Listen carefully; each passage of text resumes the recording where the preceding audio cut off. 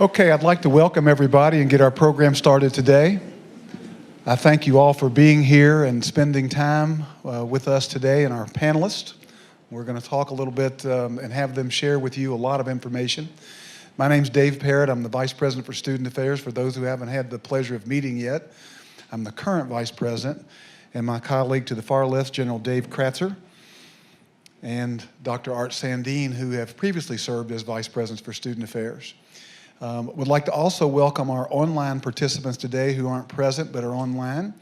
And we're live streaming this in case you didn't know that, so others can join in. We have a full house here today. I think we want to offer thanks to Jamie Gressley, Sarah Tanner, and the Alumni Engagement Subcouncil for all the work they've put together to make this happen. A big round of applause for them.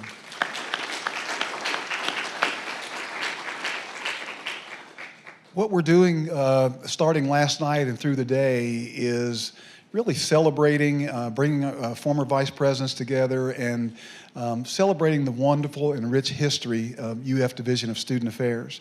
If you look on the board behind me, we have a list of people who have served as vice president either on a permanent basis or as interim vice president, starting with Dr. Lester Hale, General Jack Kinzer, of course, Dr. Art Sandeen, Dr. Helen Mamarchev, Dr. Jim Scott, Dr. Michael Rollo, Dr. Patricia Tellis-Irvin, General Dave Kratzer, and I'm certainly pleased to be able to join that group of dignitaries and have my picture listed with them. We in Student Affairs owe a great debt, and we're very honored to have all of these people who have provided the leadership and the vision and have brought the talent to bear to create such a wonderful history in the Division of Student Affairs and to bring us where we are today. We know currently in Student Affairs we stand on the shoulders of giants, and we stand there because of the hard work of many and because of the talented students that have come through the University of Florida, and we are extremely grateful for the opportunity to work in the Division of Student Affairs as it exists today. I would like to see who's in our audience. How many folks, if you would raise your hand, who are currently on staff, raise your hand. Marvelous. Thank you very much. All right. Do we have any students who are here today? If so, raise your hand. Wonderful. Wonderful. Outstanding. Okay. Do we have any alums? Great. Glad to have the alums here. Okay. What about former staff? We call you colleagues for life. Former staff. Anybody? All right. That's great. Colleagues for life. We're glad to have you all here. Thank you for being here and spending time with us. A few housekeeping items. Tara Gallagher. Tara, wave your hand. She'll be helping with our questions. Come to the mic or pass questions forward, and we'll make sure we get questions to our panelists up here. This is Zoom recorded, and we may have questions from those watching online with captioning. This will be posted on the DSA website after the event as well. I would just say this is a time for reflections on student affairs at UF. We encourage questions and learning. We're just so pleased that each of you are here today and can take part in this event. It's so positive and reinforcing for us. I'm going to start with the first question, which I'm going to pose to Dave and Art. What inspired you to become Vice President for Student Affairs at UF? Well, I needed a job somewhere. I was lucky to be a dean of students for 6 years during the Vietnam War at Iowa State. When the Civil Rights Movement, tremendous turmoil, lots of action. And it was that experience that made me think that maybe I could do a job like this. And luckily, a president here by the name of E.T. York took a chance on me, and I decided to try it. And I stayed a long time. And I'm glad I did, because this is a wonderful place. You know, I kind of feel like Mr. Rogers. I want to put my sweater on because look at this setup we got here. It's pretty outstanding. Thank you. I came here in 1986. I was recruited by that guy and proud to say I worked for Art, as many of you can say, and had a wonderful association, best move I ever made, coming to the University of Florida. And Art took a chance on me, a guy who was coming from a very small school, and gave me the opportunity to be here. And my passion was really the Rights Union. So I was director of the Rights Union for 19 years. I had kind of this schizophrenic dual career with the Army, and I was gone for a while. I came back, and Dr. Taya Servin asked to have lunch with me in the Arredondo room. She had just arrived as vice president. And I really didn't know her. I had been around when she was interviewed, but I didn't really have any history with Patricia. So we had lunch, and she said, asked me a bunch of questions. And then she said, so what do you plan on doing for the rest of your career? What would you think? I thought, I completed the sentence in that, because you're not going to do it here. You know, so I said, well, you'll have my letter in the morning if that's what your choice is. And she said, what are you talking about? I don't want you to leave. I want you to come be associate vice president. So I really hadn't thought about being vice president. We just talked to some grad students who were very intentional. Someday they want to be a vice president for student affairs. No, I thought it was the right time for me to have the opportunity to be associate vice president, accepted that, and one thing led to another, and I had the great opportunity to happen. So when that moment happened, it was probably someplace between being associate vice president and the moment I had the opportunity to do the job. And it was a wonderful opportunity. I enjoyed it thoroughly. So I don't know if there was an instantaneous moment, but it was in that time frame. And I will say from my perspective, just to add, I was certainly attracted to UF because of the quality of students, the type of students, the reputation of the Division of Student Affairs, and then I like that crossover mission of the land grant and the reputation of being an AAU institution. Those two things, there's only 18 of those in the world, and University of Florida being one of those was very attractive to me, and all of that came together from my perspective. I want to brag just a little bit, not about myself, but I did a little count last week. Would you believe that there are 19 people who were part of the Student Affairs program here at the University of Florida who are now vice presidents for student affairs at other institutions around the country? There's something about this environment that makes that happen. And there are a couple of presidents, and I'd like to introduce them now. Former deans of student members at the University of Florida, Dr. Rolf Groseth, Montana State University. Rolf, please stand up.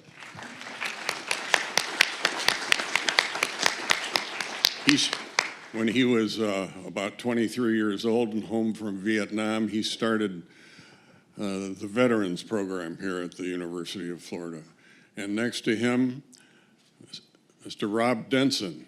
He is the president of the largest community college in Iowa, 6 campuses, used to be in charge of student judicial affairs here, and we're very, very proud of Rob.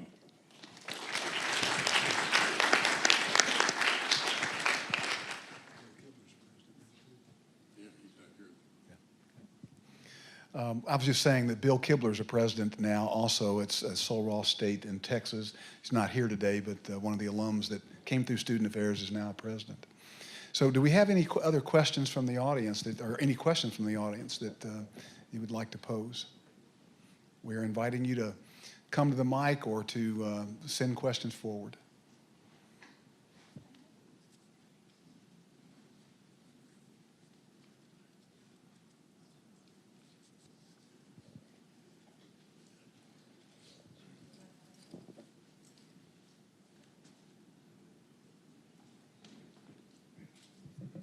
Just to break the ice, Mike Huey from Emory University, former director of Student Healthcare Center here at the University of Florida.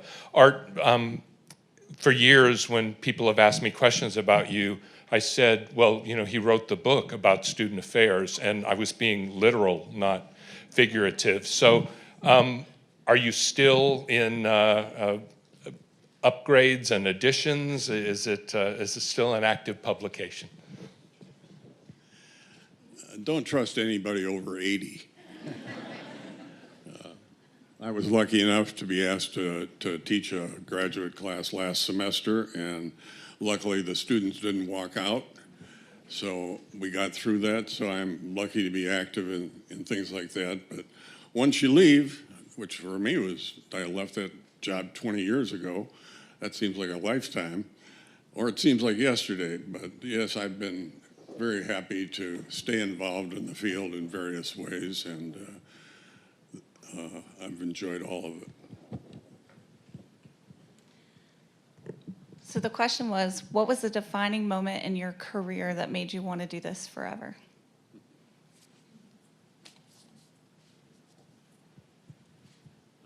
I've mentioned this a couple of times. Art and I, we've done a series of these sessions, especially with graduate students and with preview students for breakfast, and so we've had 3 or 4 sessions today. So you know what happens. This is like being in a job interview. You're trying to make sure, I didn't say this to you earlier, did I? So I'd say the first time that I had an opportunity to be, it was actually an acting vice president, was at a different school. And I was a pretty young guy. I was about the same age as Art was when he arrived here to be vice president. I was at Murray State University in Kentucky, and my boss left for a sabbatical at the University of Kenyatta in Kenya, Africa. And so the president asked me to be vice president. I didn't want to be the vice president. I had just completed a brand new student union building, and I kind of wanted to run that. It was my baby for a little bit. And then I said no, and then she said, you'll either do it or you'll be fired. So I didn't really have a choice there, so I said, all right, I'll be the vice president. And I learned a lot. At that time, I didn't know. What I really wanted to do was come here. Bill Ryan, as many of you knew, the great Bill Ryan, is in the Ryan Ballroom. Hi, Glenna. So he was retiring, and I had the opportunity, and Art hired me to come here, as I told you before. So I think that earlier experience at that smaller school led me ultimately to the point where I thought this would be a pretty great thing to do and be able to impact students in a little more broad fashion, and to continue the work that Art created when he created the Division of Student Affairs here, as we know it. I don't think there was one thing for me that I worked in the Dean of Students office as a non-paid errand boy when I was 20 years old at the only Miami that's located in Ohio, in case you didn't know, my alma mater. And I thought, wow, maybe I could do this for a living. And simple as that. Somebody influenced me, just like all of you influence students, and it never stops. I have another question from text. So Demetria would like to know, what advice do you have for those who might be considering pursuing a career as a vice president of student affairs? Why do you want to do it? It's not for everybody. If you can match your values and your skills and interests with an institution that makes sense for you, where you think you could make a difference, go for it. I remember one person telling me one day, you know, you're never going to pursue anything. First of all, you have to remove all the possible obstacles. Take a chance. If you don't like it, do something else. It's not for everybody, but it's an opportunity. At least it was for me. I was a child of the civil rights movement, the late 50s, early 60s. This seemed to be a profession, we didn't call it that back then, where I could do things related to what I really believed in. And I was very lucky that that's the way it happened with me. Well, I would say I don't know at what stage this person is in their career. Are they a grad student, or are they a dean of students out there thinking about being a vice president? But so the answer might be different. The only thing I would say is that whichever position you are in that continuum, seek the hard things, do the hard jobs, look for the things that no one else wants to do, and go for it. And if you find you like that, you might like being Vice President of Student Affairs.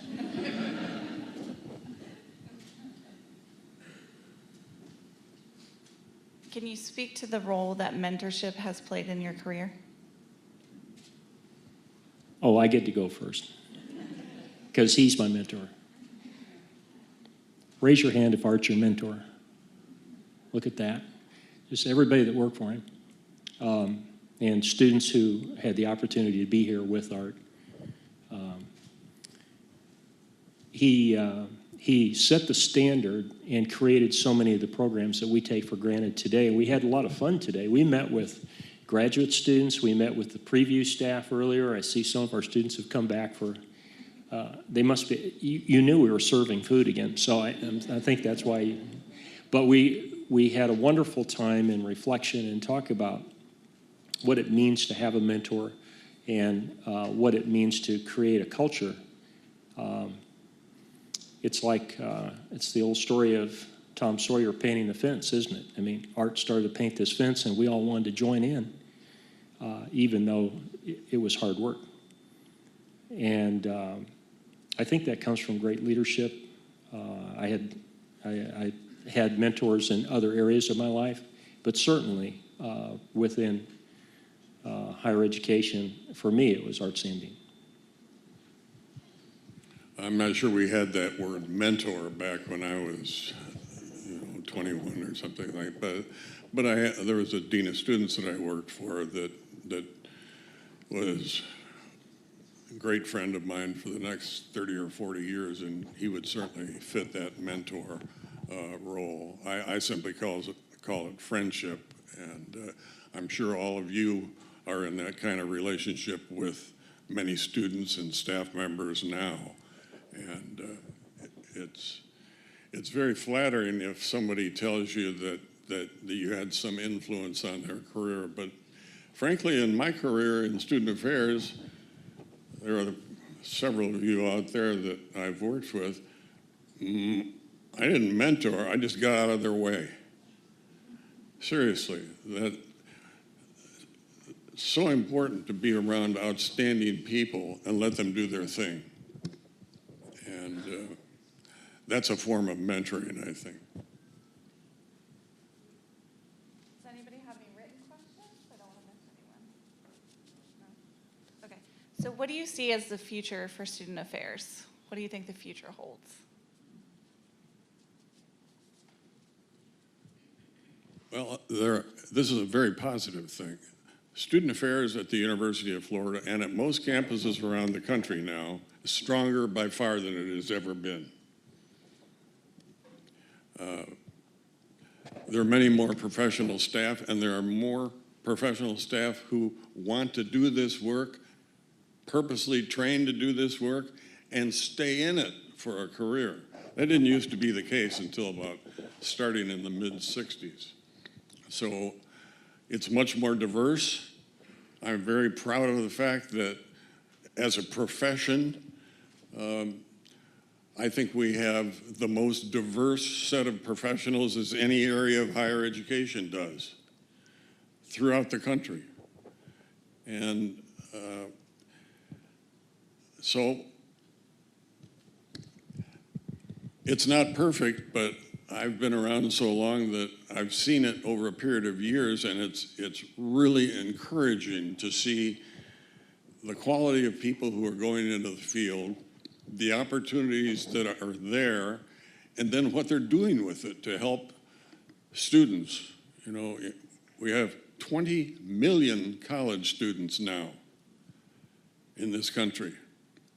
When I was a senior in college, which was, oh my God, 61 years ago, there was a total of 1 million students in higher education. Something's happened in this country during that time, right? It's called opportunity. And what an opportunity for people like, I guess, most of the people in this room today, whether it's a community college or an urban institution or a private college or a big university like this one. It's all about opportunity. And what a thrill to be part of that. And we all know how far we still have to go, don't we? We all know the huge gap between rich and poor and what that means in this country. And that's part of our job. You know, our job is not to run student activities, which is fine. Our job is to educate students, because that's what education is.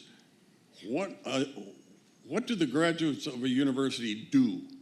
That's how you measure the success of an institution. Marucci Azaran, right over here, a student from the 1980s, Hispanic Woman of Business Woman of the Year in the state of Florida. Outstanding community leader in the Tampa area.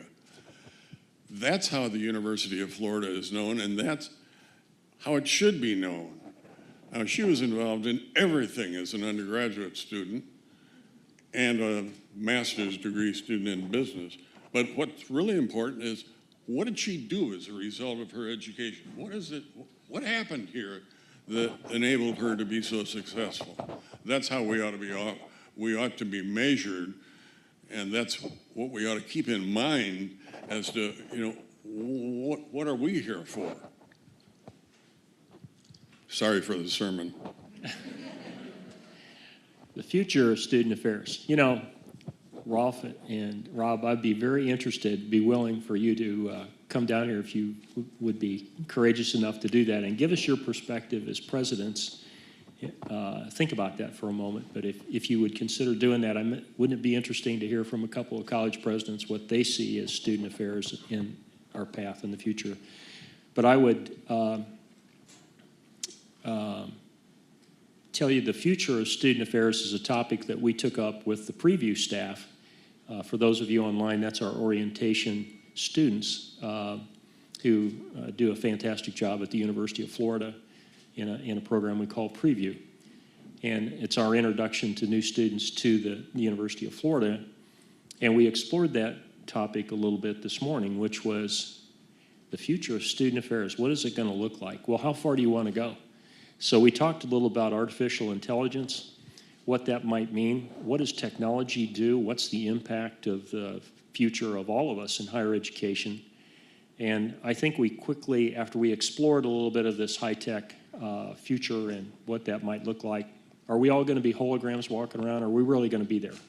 And we came to the conclusion, see what you think, that our hope and prayer is that there's always human beings, and they're always in student affairs, and the difference is made late at night in that residence hall to help that student who's getting ready to leave. You know, it's in the counseling center, face-to-face. It's in the dean of students' office, not when you tell a student they have to leave because of a disciplinary problem, but because you save that student. It happens in Cypress Hall here on this campus on that first floor with our students who have multiple challenges physically, and we have created a unique space in the United States for those students to come and pursue their dream.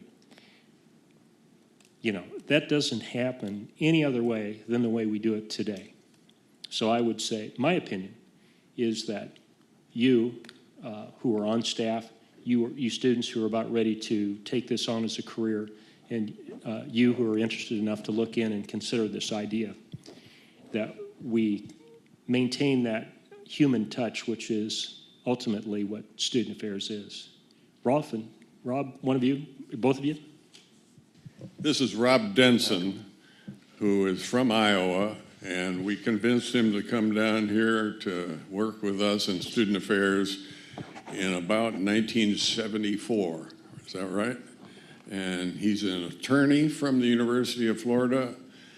He's done it all, and this is his second presidency, and I thought he was going to be the new Florida governor, but he chickened out. Well, it's great to be here. I met Art, and my wife Pat is here with me. Met Art in 1968 when I was a sophomore at Iowa State University. I thought I was going to be a veterinary, but organic chemistry convinced me otherwise. So I got a bachelor's degree in history and economics, and became active in student organizations, got to know Art, graduated in 1970, started my master's program in higher ed administration, worked for Art in the Dean of Students office at Iowa State, did that for several years, and when Art came here as vice president, I came down as to run disciplines, leadership, and the orientation program. We called it Focus back then, finding opportunities contributing to undergraduate success, and it later got changed to Preview. So I'm going to make a comment about student affairs, but I'm also going to ask both these guys a question. The comment is, I mean, faculty are critically important to the value of a university. And I can tell you at every university I've attended or community college, I mean, it's the faculty that really attract the students because it's the quality of teaching. We can't forget that at our core, it's how to be high quality teaching. Well, everything else is student affairs. I mean, from the time a student even thinks about coming to that institution, the first person he or she contacts is critical. And then the handoff is critical. And knowing that most of the time, they don't know what even the question to ask. I mean, but we've seen it all before. When our graduates leave Des Moines Area Community College, I tell them, you know, work hard because there is no substitute for hard work. And I say, if your employer doesn't appreciate how hard you're working, somebody else is watching because we're always looking for good, high-performing talent. And what I generally say is, if you ever run into an issue, remember that student affairs person that you met, whether it's in financial aid or whatever division, remember them. And if you don't know who else to call, give them a call. And we'll do everything except loan you money. But that's true. I mean, it's the relationships. I mean, the student affairs operation gets them into class, keeps them in class, anticipates their issues, helps them broaden their experiences, gives them the soft skills that companies are really looking for. So, I mean, the institution, and I don't care whether, as Art said, what type of institution it might be, it is the student affairs staff that actually keeps the machine running and running well, and to make sure that when that student leaves, they leave a total student, not just a specialist in one particular area. So the question I would ask is, so Art and Bob Burrell, who's here, also worked for us, with us at the University of Florida. But we were talking last night and said that the team that worked for you, Art, I mean, we never felt like we were competing with each other. And we really were a team pushing the whole ball down the field.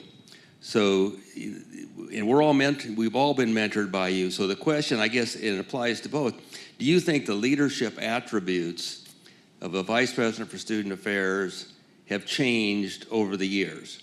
I mean, so much else has changed, technology, et cetera, but have the leadership attributes that you exhibited so well, do you think it's different now in this day and age? Thank you, Rob. Thanks, Rob. Go ahead. No. No, Rob, Rob, I thank you for that question. So and the question is, did the leadership attributes of people who aspire to be vice president or serve as vice president of student affairs, has that changed over the decades? No. I think the tools have changed. Certainly the complexity of the job has changed, but the core of that job, and Art, you may disagree, but I think the core of that job is the same. And we've seen it done many different ways on different campuses by different individuals, and certainly the people you see on the board behind you all had a different style from each other, but we did have a common vision in how to do that, which was presented by Art Sandine, and I think the rest of us interpreted that the way that we received it from Art. That's my thought, and I think that caring for students, helping students be successful, as Jim Scott said often, I think those things have not changed, and I hope never change.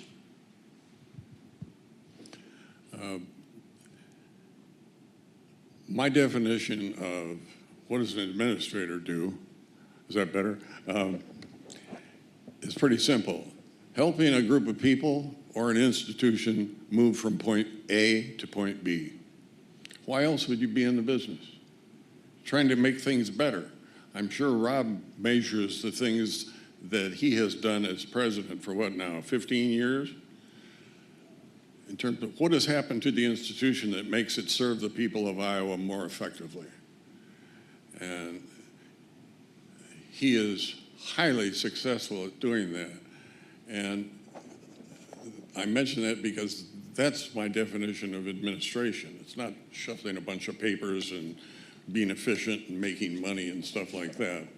It's improving something, moving it from one point to another. You don't do it by yourself, but you do it with a whole group of people.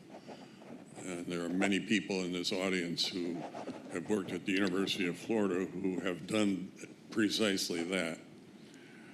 Rolf, you better come up and say something.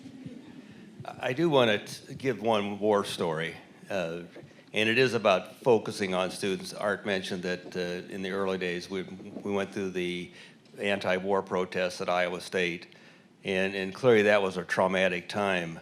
But during the heart of the protests, Rolf and Bob and Art and I and several others, we actually took over and managed the entire protest. And the goal was to keep them from blocking the main highway going through Ames, Iowa. So, we worked with them. We arranged tents in the middle of campus. We brought in speakers. We helped the students do exactly what they would have wanted to do had they had the power to do it. Well, we did. I'm hoping that my FBI file actually reflects the true role I played. But that was a part of it, really helping students accomplish what they want to do. And we all learned from that because we spent more time talking to each other than yelling at each other. And so that's part of the process, and that doesn't happen other than through student services and student affairs. And I'll add one thing, I almost got fired because of it.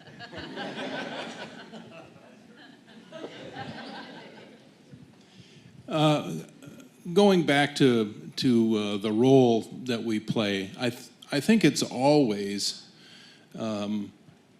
looking out at the institution and its relationship with the society and trying to fill the gaps between where we are and where we want to be. I think our division took a leadership in many things while we were here, but one of the things that seems so basic and yet was kind of controversial was really trying to improve our retention rate and make students more successful. We're a selective institution. We got great students, and it was assumed that if students didn't succeed, it was nothing more than lack of effort, certainly not lack of ability.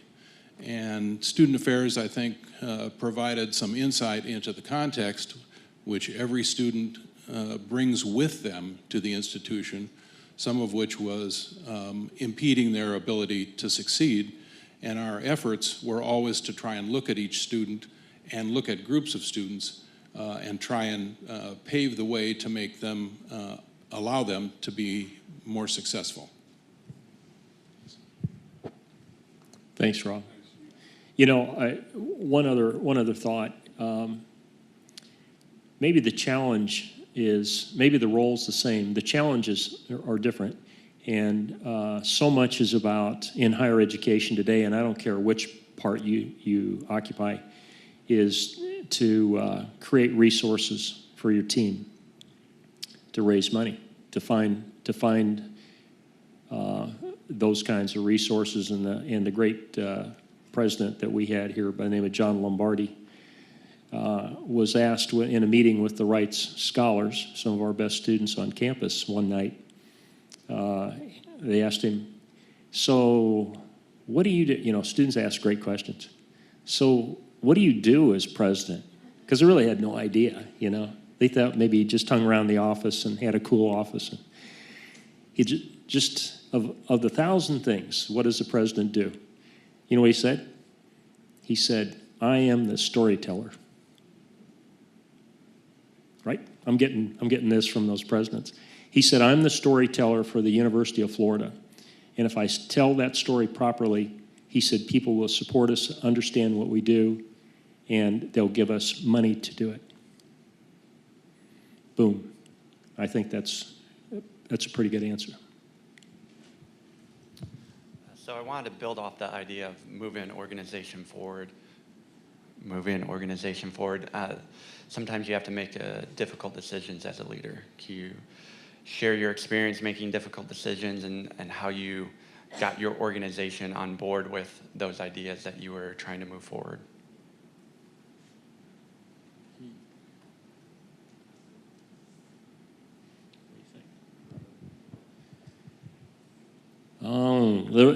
There were probably a couple. One of them happened at a university, not this one, but prior to my coming here.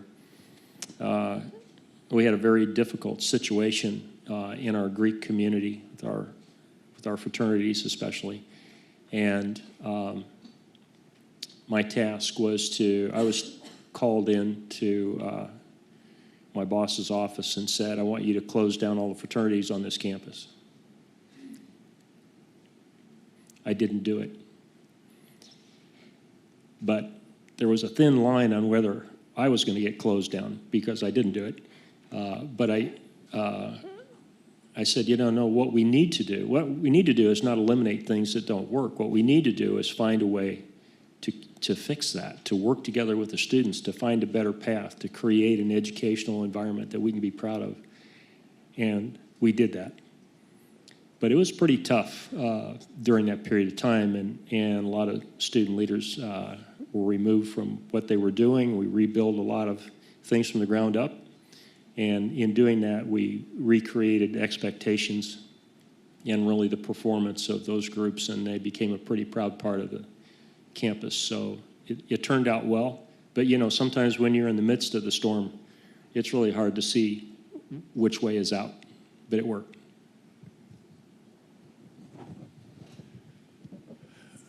It's very hazardous to respond to a question like that because you almost end up congratulating yourself on what a smart thing you did.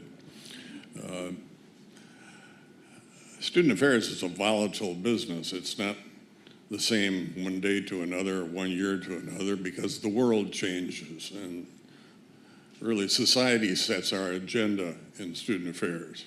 We might like to say, yeah, well, I started this or I did that, but that's really not true. It's what's happening in the country and in the world that really directs what we do, and probably ought to.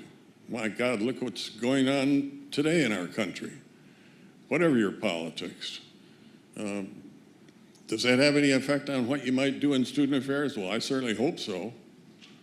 I mean, we don't just provide services. We're in the education business.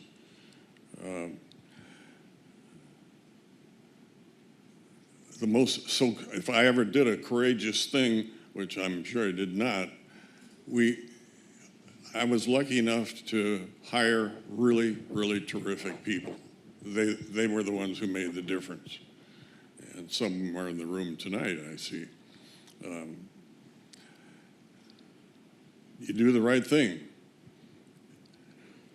When I hired Dave Kratzer from Murray State University in 1986, seems like yesterday, as director of the union, I got criticized by a couple of my vice presidential colleagues for hiring somebody from an institution so unlike the University of Florida. How could you dumb that, you dummy?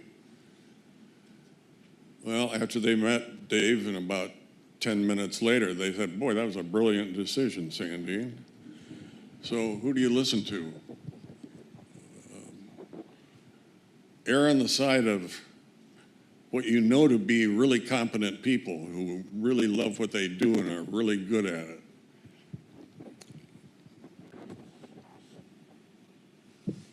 Good afternoon. My name is Denise Russo. I was the student body vice president in 1993. Dr. Sandine, Dr. Lombardi, Dean Scott, Dave, Myra Morgan, you all had a very big influence on my time here as a student and directly impacted my life and my career when I left the university. John Maxwell, who is a leadership author, wrote a book recently called Sometimes You Win, Sometimes You Learn. And in the book, it's about how when you learn, it's where you grow. And so I'm curious if you could share with us maybe one leadership lesson that you've learned that helped you to grow that you could share with us as we celebrate your legacy today. Well, I certainly made a lot of mistakes. And you learn from those too. When I was at another university, this never would have happened here at UF, of course, but I hired a person that I shouldn't have hired. Ended up not doing well. So I failed at that, but not only did I fail at that, I failed to get rid of him. I let him stay for another 2 years. That was hurting the students at the university. So sometimes we're affected by poor decisions that we were responsible for ourselves, and we weren't smart enough to know what we should have known. On the other hand, don't lose confidence in your own judgment, whatever your responsibilities are. It's a cliche, but frankly, if you can be right more than half the time in hiring people, you're probably ahead of the curve. Beware of those people who say, well, I've got this formula and I've never made a mistake. You know, every person I've ever hired turns out to be brilliant. I've never met a person like that. I think, well, I've certainly made my share of learning out there. I've certainly made my share of mistakes. And I think that probably this job is a lot like boxing. As long as you get back up off the mat and answer the bell, then you're back in the ring for another round. And that's really what it's all about. So I get there are many of those, but I will tell you, if you talk about a lesson that you learn, one night on this campus, Jim Scott, Art Sandine, and I were at an off-campus event, a student event. We were supposed to be there for dinner, and we got a phone call. We didn't have cell phones then. And the police, University Police Department had called and said that there had been a very big problem at the Rights Union. Students had taken over, and they had kind of shut down part of the building and occupied offices, and they were upset about an issue, and that we needed to come to campus right away. So we jumped in the car. I think Jim Scott drove. Art and I were there. So here I am. I haven't been here all that long, and I'm director of the union. I'm just kind of cruising along because I'm with the dean of students and I'm with the vice president for student affairs. And we get to the door of the union, and here was my lesson. Art said, "Wait a minute, before we go in there," he said, "let's get one thing clear." He said, "Dave, we go in there, you're in charge. And you tell Jim and I what to do." Because he said, this building is yours, and you know it better than we do, so you take the lead. Wow. So some lesson, now wait a minute. So some, he hates to be complimented. So some lessons you learn and aspire then the rest of your life to be that kind of a leader. And that was a lesson for me. I told Dave that because I didn't have the slightest idea what to do. Let me very quickly tell a narrative about Dave Kratzer as I transitioned in here, because he taught me about how you set up a transition. Because not only did he spend time with me on the phone doing one-on-ones for several weeks to spool up my knowledge about the University of Florida, but as I came in, everything was set so that I could step in and be successful. So if I wasn't successful, it was my fault. Dave Kratzer was so generous and so caring about how he set the stage, which will always be a model for me. I've always been fortunate to follow really good people, but not many of those know how to set the stage for a transition, and certainly I've never experienced that like I did with Dave Kratzer, and I just wanted to say publicly thank you. Thanks. I just wanted to go play golf. Hello, I'm Liz Delaney. I'm an assistant director with Student Government Advising Operations. My question for you all is, what current events do you feel like are impacting our student populations the most today, and how can we best help them through that? Could you repeat that? Of course I can. What current events do you feel like are impacting our student populations the most, and then how do we support them through that? Well, I hope they're paying attention. I was one of those naive people when we were, Bob and Rob and Rolf and I were at Iowa State when, because of the Vietnam War, the Congress finally decided that 18-year-olds could vote. And I was one of those naive people that thought that's really going to change the country, that's really going to change student life. I couldn't have been more wrong. Even now, that's what, almost 50 years later, the age group 18 to 25 has by far the worst voting record of participation in the country. We're doing something wrong. These are supposed to be our educated young people who are concerned about the future of our society, and they're not even involved enough to bother to vote. As you can tell, it makes me angry even to this day, and I don't understand it. So I think the question was, you know, what's happening to affect young people today, or college students? That's why I began my so-called answer by saying, I'm not sure they know. Are they paying attention? And if they aren't, why not? I blame us. Not just in student affairs, but everybody over 25 in the country. You don't have to look beyond this country to know what's happening in the world. It's not good. It's ugly. There's something wrong with our educational system if our young people aren't outraged at what's going on in the country and in the world. Outraged. I don't understand it. Well, I better shut up. Well, am I glad I'm not 25 years old yet, so I can kind of... I think that I think we live in such a complex time, don't we? And things are getting more so all the time. And our students are products of that, and they're impacted by everything that happens to them before they arrive, and then certainly the need to succeed. The amount that families are invested in their children today is different. We talked about entire families come to orientation now. You know, instead we used to have a student, and then now we've got mom, dad, aunt, uncle, 2 cousins, and you know, a brother. And so one student turns into 7 or 8 people, and everybody is really wishing this student well, but then it also creates pressure. And there's just so much more pressure in the world today to be more exact, more precise, more on. And we see that reflected today. If we talk about what's the difference, what do we see impacting our students today? I think it's reflected in the counseling center and the number of students who, thank goodness, have sought help and are not afraid to seek help today. That's the good side of this,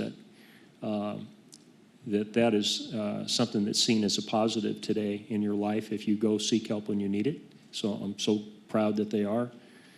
The numbers are here. Well, when I left, I've been gone since 2016, but when I left, you could just about approximately 10% of the student population will feel the need to go to the counseling center to get help, 10% every year. So if we have 50,000, that's 5,000 5,000 students presenting themselves at the counseling center, and the load on our counseling staff to find the time to be able to react to that need is significant. But with our students, it also reflects anxiety, the tremendous pressure that they feel, the relationship issues, which seem to be more complex all the time. And it's just it is a process of the world. That's one thing that worries me. The other thing is simply kindness. As a country, we seem to be losing our ability to be kind to each other. And I think we are, as professionals, need to remember to, inject a little of that in what we do every day to show our students that it's not just faster, tougher, stronger, better all the time, but everything works better if you're a little bit kinder. I just want to tell, some of you may be aware of this, but our own Dave Kratzer was gone for almost 2 years from his job here at the University of Florida. And as a general in the Army, was responsible for the deployment of more than 700,000 troops in Afghanistan and Kuwait. And that's the kind of leadership that and experience that we have in a man like Dave. It's amazing. Hello. My name is Gerardo Altamirano, but if you can't roll your R's, you can call me Jerry. I'm with the Disability Resource Center, and I appreciate you all being here and sharing your wisdom with us. Some common themes that I heard with the president speaking and you all is that the purpose of student affairs is really to help cultivate humanity through our students, and hoping that one day they can go on and create a more just and equitable world. And maybe I'm just projecting because I'm this delusional optimist. But for those of us who have this vision of what could be, right, a radically inclusive place, how do you temper that vision with an idealism with reality? And or how have you in the past championed what you thought was right and what your moral and ethical obligation prompted you to do? Whoa, wait a minute. Could you put a little more point on that? It's a little, no, it's a little broad. I speak in allegories, so. Okay.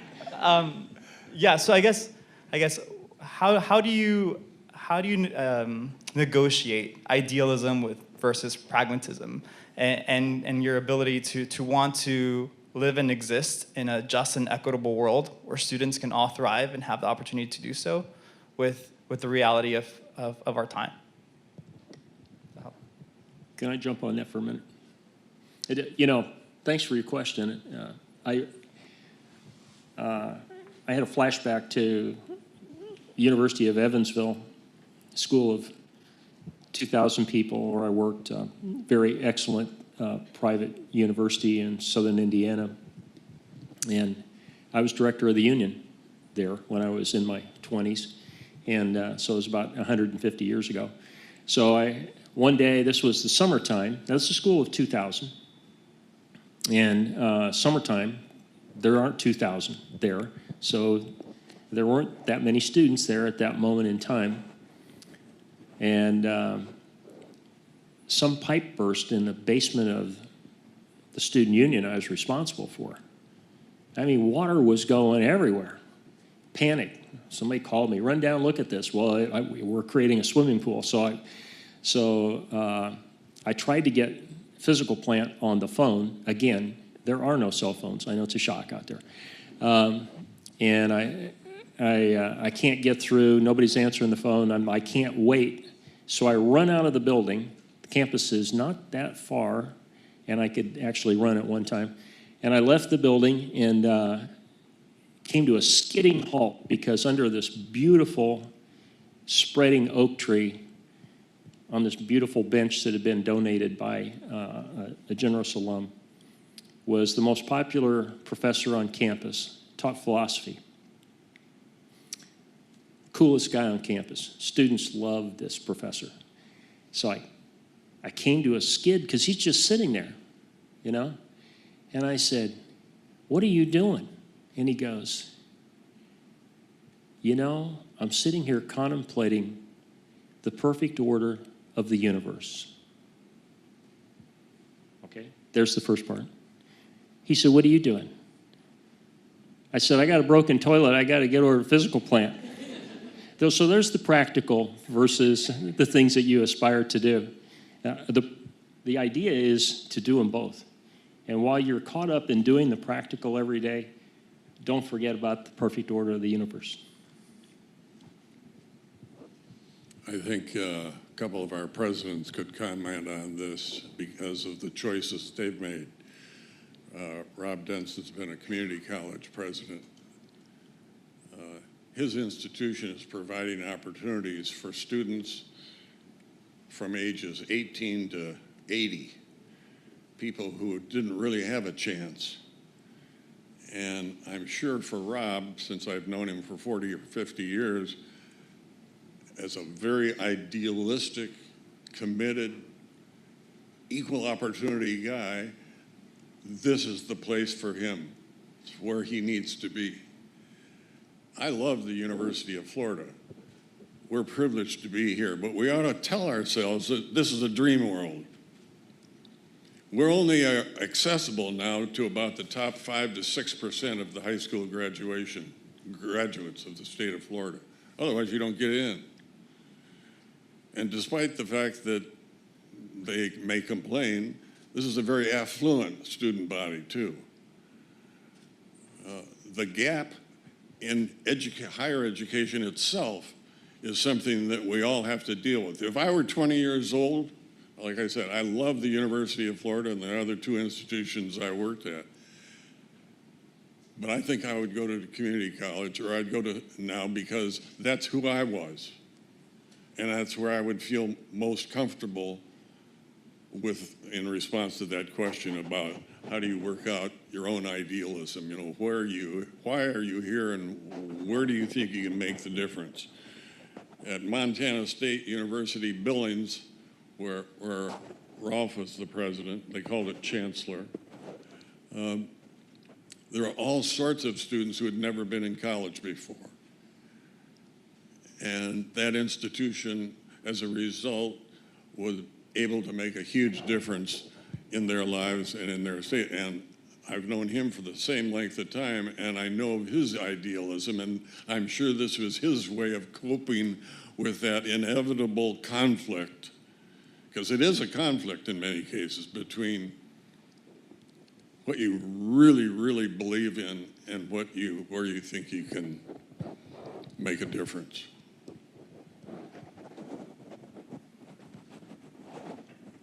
What was your approach to building relationships on the job?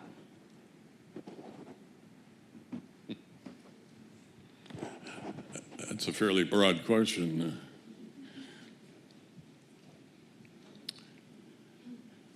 You want to try? Sure. And while I think about that a minute, before we get out of here, I think we've got some outstanding former students who are here, and so Glenna Thornton, hiding in the back there, Tracy Tyree, Dr. Tyree, Vice President of Student Affairs herself, and I think we should engage her in this conversation as well and hear from feedback of people who have different perspectives, as well as those of us who have lived and worked here at the University of Florida. It'd be very interesting. Yeah, it's a pretty broad question. I would say, first of all, it's critical. Art already said nobody has ever done anything by themselves on a college campus, and that includes the president, by the way, students. I know you think the president can do everything. You can't. This is not like, this is not General Electric and we're in the toaster division and so we're all concentrating on how to make a better toaster. No, universities are crazy. I mean, nobody would design this. This just happened over centuries. And so if you're the president of the University of Florida, if you are the great Kent Fox, he does a wonderful job because he's managing expectations. He's got alumni that call him everything that happens in the paper to follow up on. He's got boosters. He's got the athletic program. He's got Shands Hospital. John Lombardi said, the University of Florida is actually a great big hospital that teaches English, when he was being funny. But there are so many complexities, and then you get to the students and the differences within the students and the graduate students versus undergraduate students, the first generation versus kids who are 15th generation. I mean, there's all these differences. And how do you build the bridges to manage that? And it's not only with colleagues on campus, it's not only with the other offices, which are critical, but it's also with the students. And how do you build those relationships and those bridges? And it's all about one word, and that's trust. And if you develop trust with those different populations, they learn to trust you, and you find who you can trust. That's always the goal, and that's the job every day. I would like to ask a special person to stand up. Professor Mort Wolfson. Would you please stand, Mort?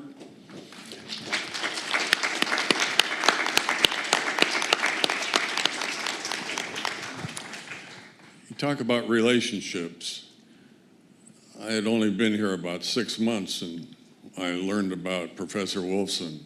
We used to have a thing called University College, where all students had to take basic courses, and he was legendary as a teacher, but he also was an advisor to all sorts of student organizations.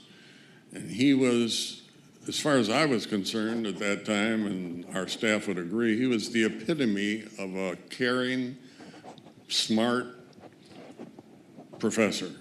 And we named a special award in his name, which still exists within the Division of Student Affairs, and it's to encourage faculty members to be more engaged with the out-of-class activities of students. And Mort taught us all a lot about relationships, and he had generations of students who are thankful to him for everything he has done. And I believe he is now 94. He's older than I am, if you can believe that. And Mort, thanks for being here and for all you do for the University of Florida.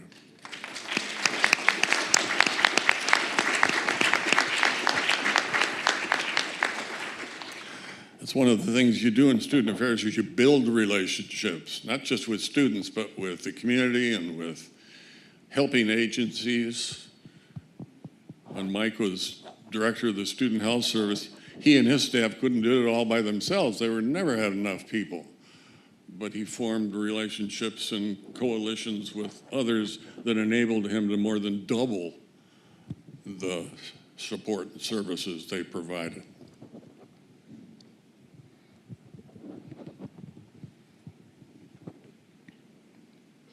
Good afternoon. Thank you for your time.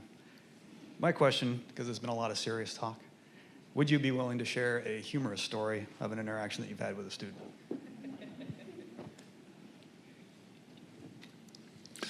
One of the things that I unfortunately did was it was probably the right thing to do, but it was difficult for me. I was a white kid from the Midwest, and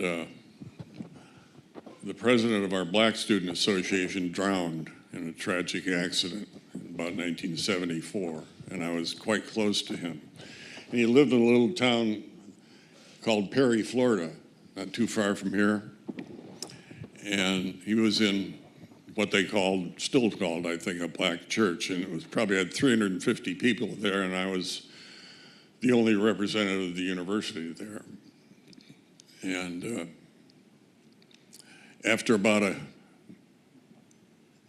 hour and a half, it was a long service, the minister got up and said,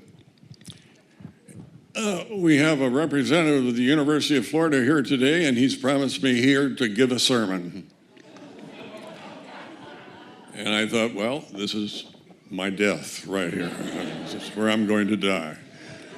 There couldn't have been a nicer group of people, and that experience was, I suppose, a little bit funny. It was probably funny to them, but to see this dumb white guy, stumble through a few comments. Unfortunately, I was in many other situations like that over the many years. Not everything we do in student affairs is fun. That's the worst part of it, is seeing a student die, of course. Well, okay. Some of you have heard this before. You're going to have to live through it again. This is a true story, I swear. So when I arrived in 1986, for some reason, the students were at war with kind of the administration, student leaders. And the fee picture was not good. So you could not get elected to be the president of student government on this campus if you allowed the student activity and service fee to be increased. You could not, okay? And so it was just that point in time where this was true. It wasn't an outside influence. It was that politically you could not be successful if you allowed that to happen or said that you would allow that to happen. And students wouldn't vote for you. So we had an extremely talented and wonderful young man who was running for president. His name was Ed Scales. And Ed Scales, who, if you're listening out there, is a federal judge today. Pretty talented young man, very sharp. So he came and talked to me. We had gotten to know each other. He was running for office. And by the way, we just had student government elections on this campus this week, just completed. And so it was about this period of time. I'm scheduled to represent the Rights Union and to go to a thing, the fee committee, which was called ASFAC. And I was supposed to make a presentation to the ASFAC committee. Yeah, I remember that.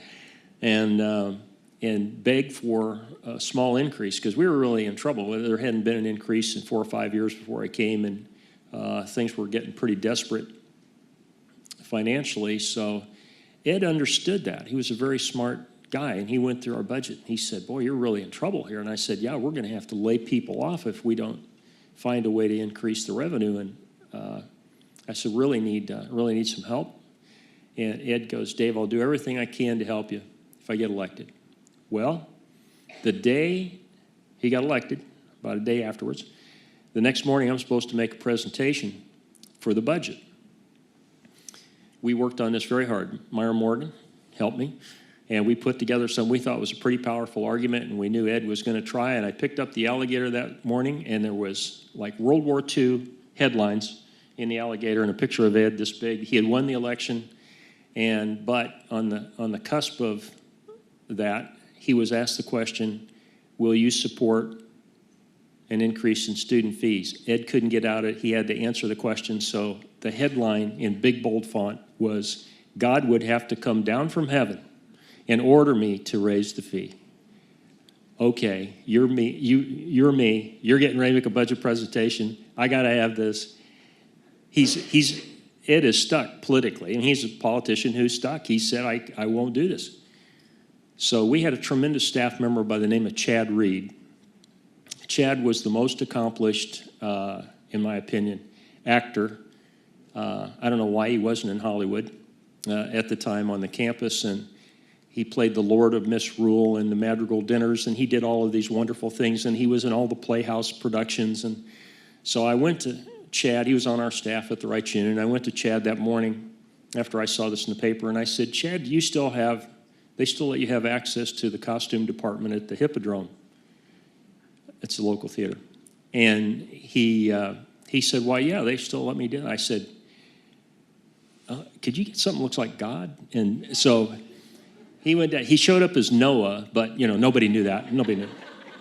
But he had the long flowing hair, and he had a shepherd's crook and sandals, and he looked pretty authentic in a beard.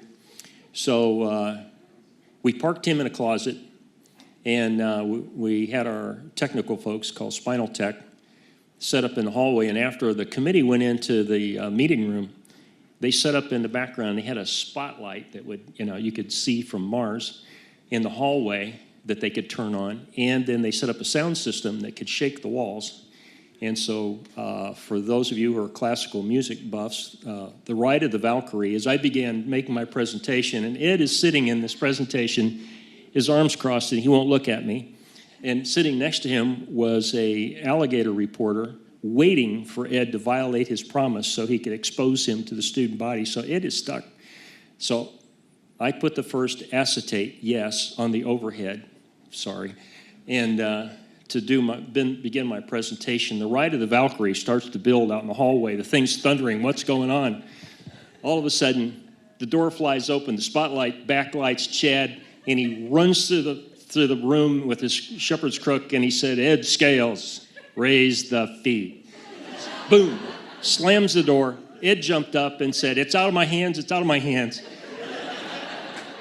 He voted for the fee. The alligator thought it was so funny and cool that they wrote it up in a positive way, and it really made a difference in our life. But it was something that was actually fun. I thought I was unemployed, but it worked out.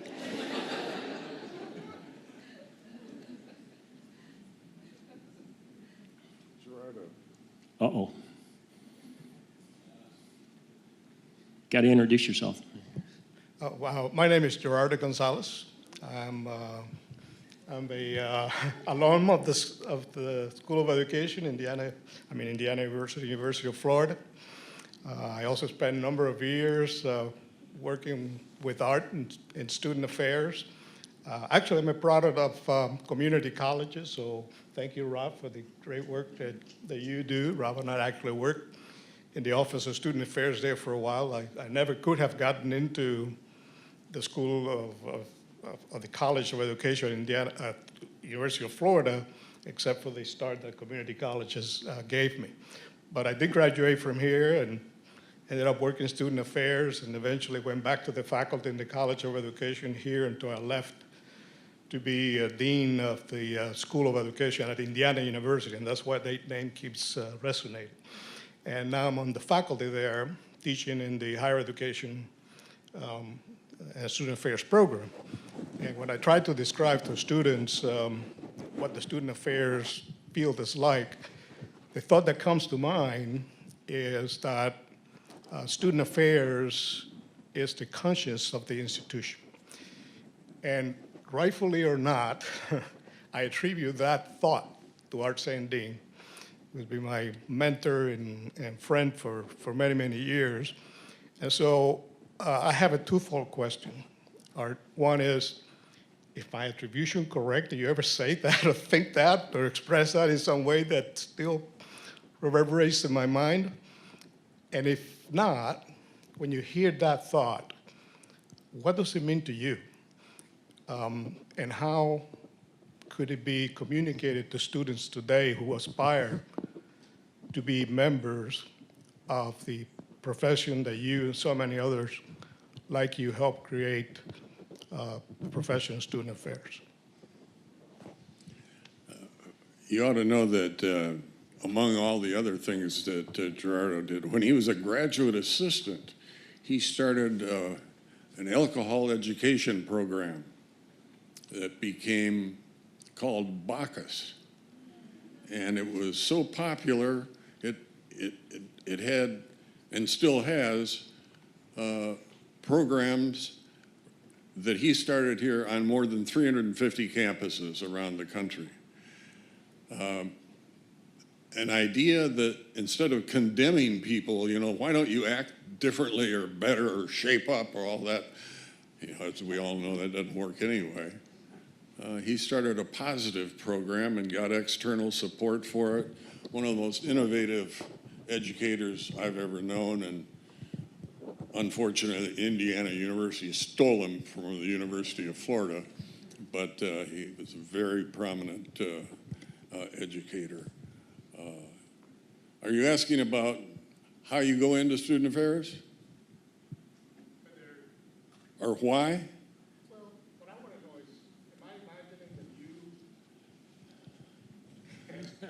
I'm old, I can't hear very well. That's all right, I'm getting there. But what I'm asking is, have you ever expressed the thought that student affairs is the conscience of the institution? Because when I think of that thought, I attribute it to you, but I want to know, is that right, first of all? Is it something that I made up in my own mind and now I have attributed to you? Okay. But regardless, when you hear that thought, what does it mean today? Is it fair to say that student affairs is the conscience of the institution? No, I don't think so. I think it sounds too arrogant to me. What do we know that is special to us?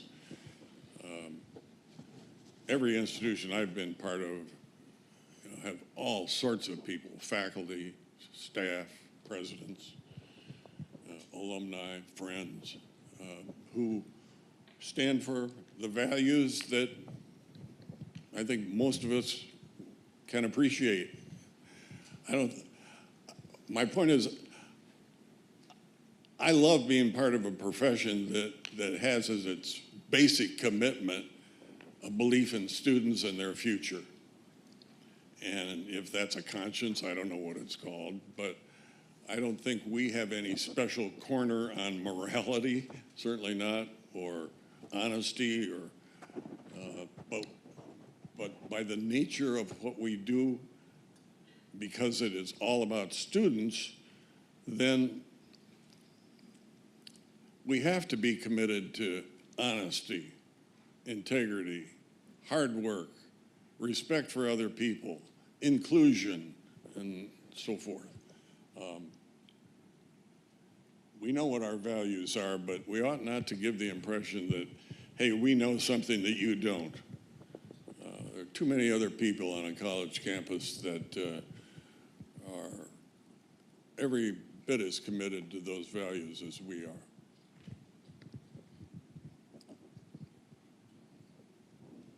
I think we have reached the end of our time. If there's one more question, perhaps, if anybody would like to raise one more question. Well, I would like to thank our panelists. A big round of applause for Art and Dave.